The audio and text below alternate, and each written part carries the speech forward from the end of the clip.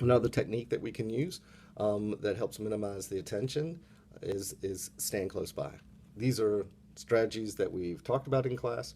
You should be practicing these on a regular basis with friends, acquaintances, work. But teacher proximity or standing close by is another good cueing system. I mean, it's a horrible intervention to use if the goal is power or revenge, or even in some cases, avoidance of failure.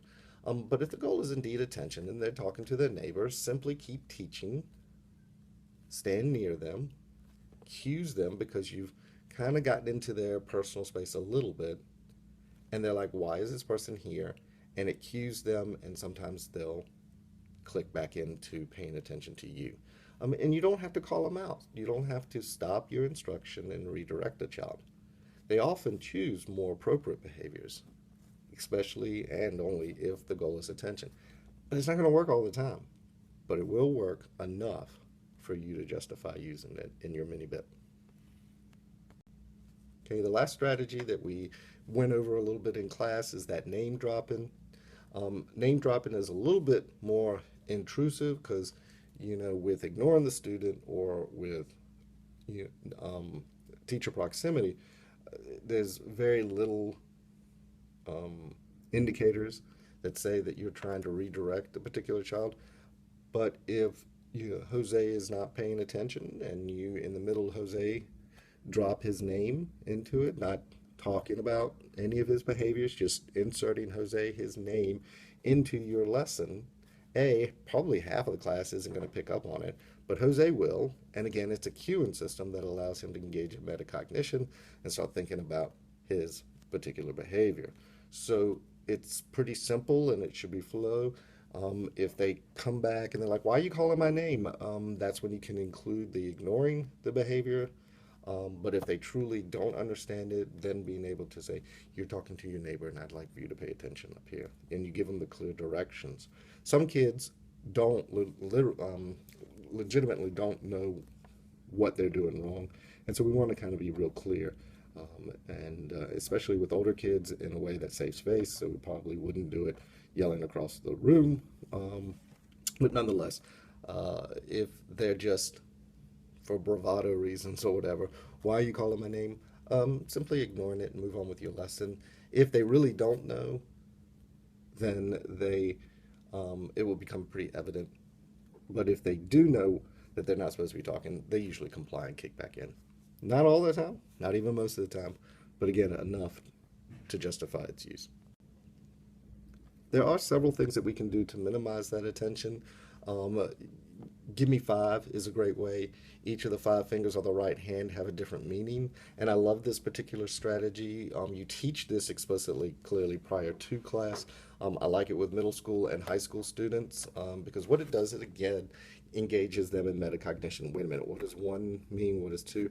But you're going to, instead of giving these cues, hands quiet, pencils down, mouth closed, sit still, eyes on teacher, we teach this explicitly. Okay, guys, one means hands quiet. What does it mean? Hands quiet. And you keep practicing that the first couple of weeks of class.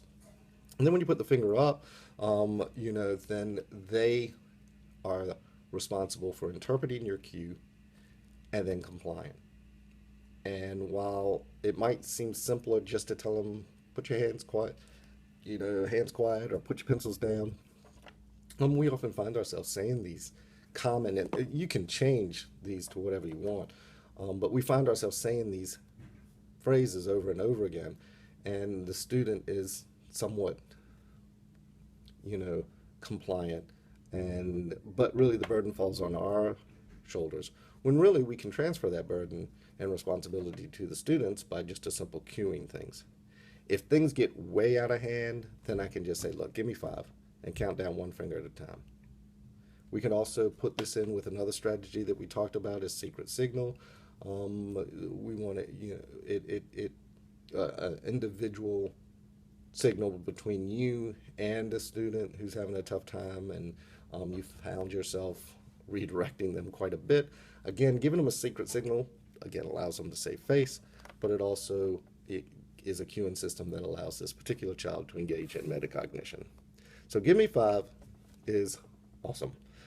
It seems complex in some ways. It seems like extra work, but it is pretty highly effective at minimizing the attention.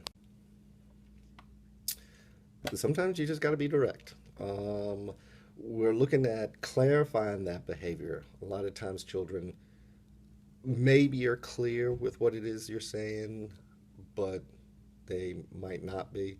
So, Grandma's Law is a great way of, encouraging them to engage in a less desirable behavior so that they can engage in a desirable behavior.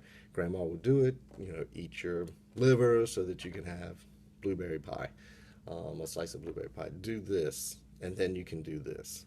Engage in the activity that you are avoiding or dislike so that you can do a more favorite activity. First we work, and then we play.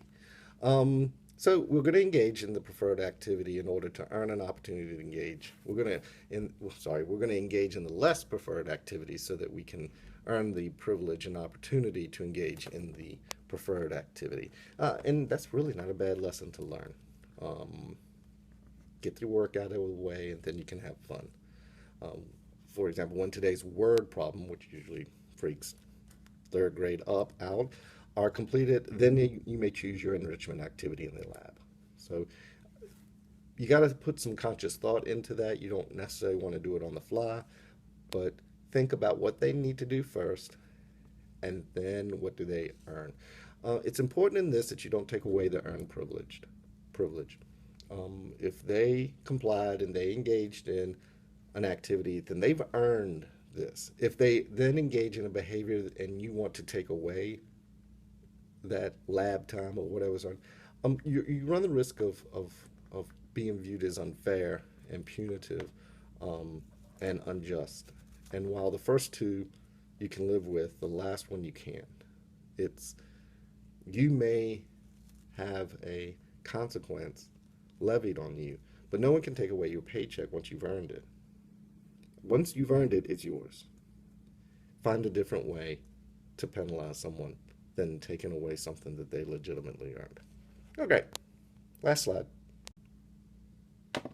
Proximity praise and these kinds of things of noticing appropriate behavior really reinforces children to continue to comply. It also helps with the 3 C's, that there's a connection between you and them.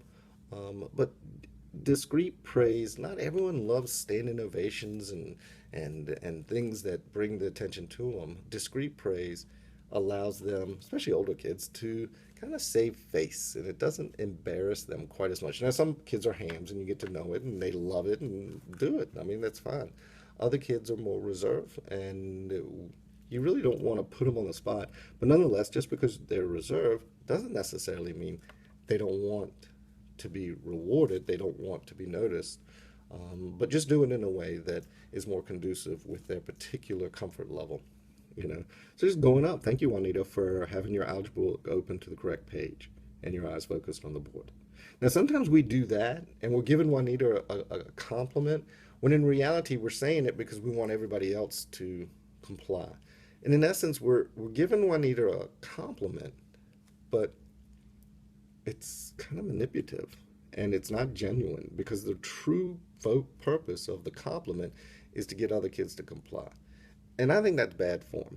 If we're going to give a compliment, we're giving a compliment because that particular child has earned it, not because we're trying to manipulate students in compliance. There's other ways that we can encourage students to make better choices rather than using a student and manipulating them into it. And by the time that loses tons of effectiveness starting in third grade, and for the most part by 5th grade it's not going to work. All it's going to do is put Juanita in a challenging position. Okay, so done. Wanted to keep it under 20 minutes, and we're about 17 minutes and 40 seconds, maybe. I don't know, something like that. But yeah, feel free to look at these strategies. Now, more important, you need to go out and you need to practice these strategies. You're not going to get better just through the flip lessons, and we'll have more of them, but you're not going to get better with your craft if you're just memorizing this and taking notes. You really need to get out there and go practice. So, go practice.